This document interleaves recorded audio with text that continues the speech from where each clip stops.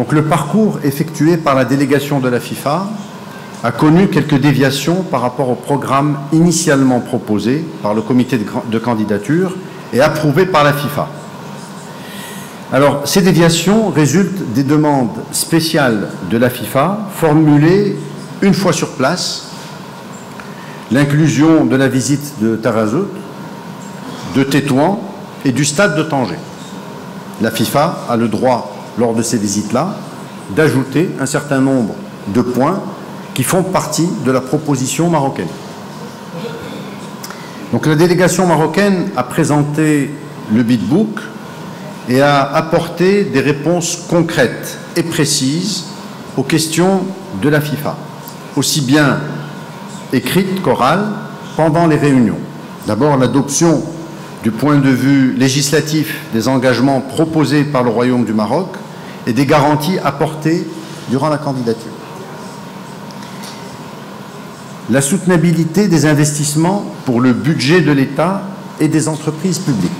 La capacité du secteur de la construction à mettre en œuvre les projets exposés. Les plans de reconversion des stades modulaires. Le chiffrage des travaux de construction et de rénovation des stades, ainsi que la base de calcul et les benchmarks. Le chiffrage des coûts de démontage des stades modulaires.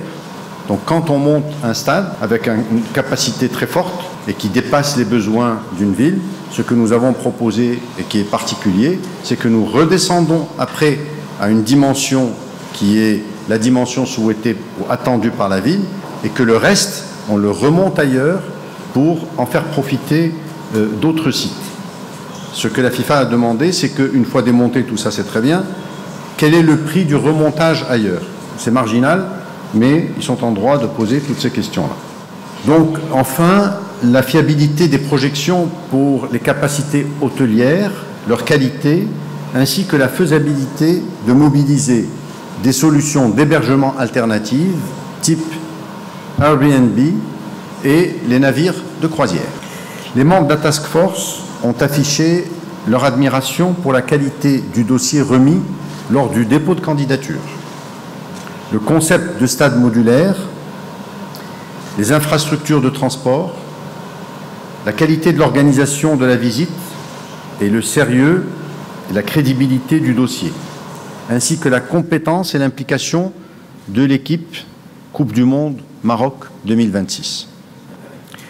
Les membres de la Task Force ont également exprimé quelques remarques au sujet de la capacité à livrer des projets et la qualité des stades, notamment pour les espaces d'hospitalité et d'accueil des VIP.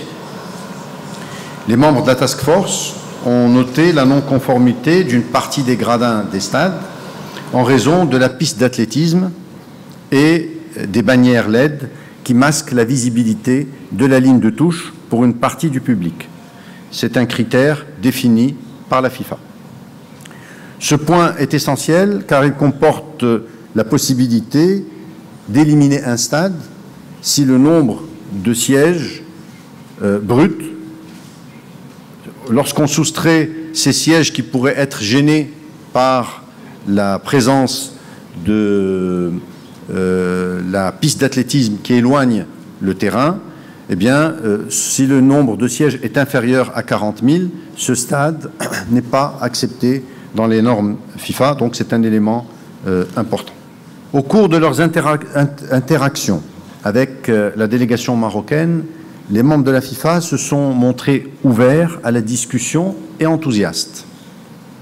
Les membres de la Task Force ont fait preuve d'une volonté certaine de soutenir les efforts des deux candidatures pour leur fournir de plus amples informations et faire monter les deux dossiers en qualité pour le meilleur du football, ce qui a été fort apprécié par les membres de la Task Force. Par la suite, les membres de la Task Force ont fait part des conclusions d'abord de l'étude du bidbook et de ces journées d'échange. Je vous donne ici des remarques. Premièrement, une admiration et un remerciement très fort suite à l'organisation professionnelle et sans faute de la visite d'inspection. Deuxièmement, ils ont remarqué l'implication exceptionnelle de l'ensemble de l'État marocain et des représentants de haut niveau qui étaient en permanence avec eux. Troisièmement, ils ont ressenti une passion de l'ensemble de la population, mettant clairement en évidence le fait que le Maroc tout entier est candidat. Quatrième remarque, le Maroc est un pays en plein développement, en pleine construction, avec une vision claire où la Coupe du Monde s'inscrit comme outil permettant l'accélération de projets de développement à tous les niveaux. Ceci a été fortement remarqué. Cinquièmement, il faut savoir que nous rentrons désormais dans une phase où la FIFA demande plus d'échanges avec de plus amples informations, notamment au niveau des stades existants et des sites d'entraînement.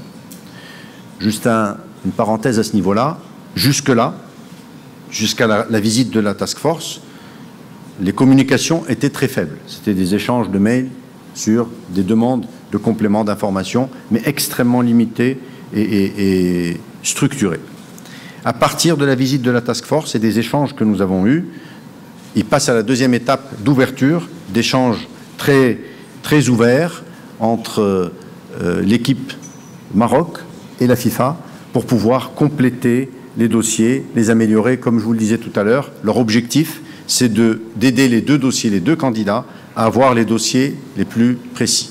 Il faut savoir que la FIFA ayant changé ses modalités, c'est la première fois qu'il y a 48 équipes, c'est la première fois que la task force est mise en place. Donc tout ça se met en place progressivement et il y aura des ajustements, il y a eu et il y aura des ajustements. Et donc les échanges démarrent, ou ont démarré depuis ces 3 derniers jours, de façon plus intense. Sixième remarque, le concept des stades modulaires a été très apprécié par la FIFA.